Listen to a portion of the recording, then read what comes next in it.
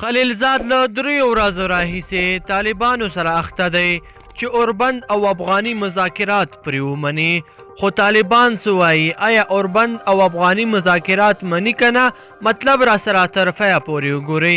ګرانو لیدونکو السلام علیکم. یو شمیر طالب سرچینو تان ته په ورکړل شوي معلوماتو کې ویلي دي چې له 3 ورځو راهیسې په قطر کې له طالب استازو سره د زلمي خلیلزاد پټې خبرې روانې دي او رسمي مذاکرات به هم ډیر ژر پیل شي. طالب سرچینی وایي له امریکا سره د بندیانو په تبادله له 2 میاشتني ځنډ وروسته د مذاکراتو کنګل مات شوی دی او په بله اونۍ کې شاید چې رسما مذاکرات بیا پیل شي. دا سرچینه زیاتوي له خلیلزاد سره دا وار هم د طالبانو تر ټولو مهم اختلافي ټکی اوربند او د افغاني مذاکراتو پیل دی، ځکه چې طالبان لومړی له امریکا سره هوکړه لاسلیک کول غواړي او له هغې وروسته په اوربند او افغاني مذاکراتو ټینګار کوي.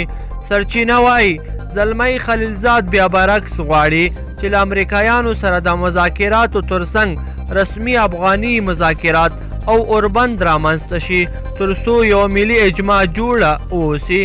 خو سرچینه همداراز بیا وایي دا اختلافات دومره جدي نه دي چې د اونۍ تر پایه به یې نتیجه راونه وځي. دا په داسې حال کې ده چې ډونالډ ټرمپ د امریکا ولسمشر له طالبانو سره د بندیانو له تبادلې وروسته هیله ښودلې وه چې ډیر ژر به بیرته رسمي مذاکرات پیل شي. دا په داسې حال کې ده چې 2 اونۍ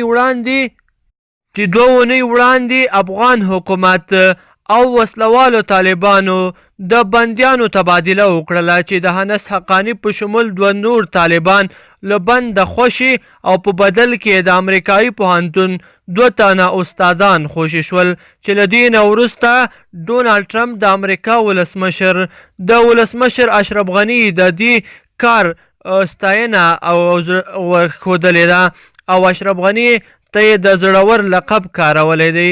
ګرانو لیدونکو په دې هیله چې دغه ویډیو مو خوښه شوې وي، که مو خوښه شوې وي نو در سره لایک کړئ او نورو دوستانو او ملګرو سره یې هم شریکه کړئ. مننه.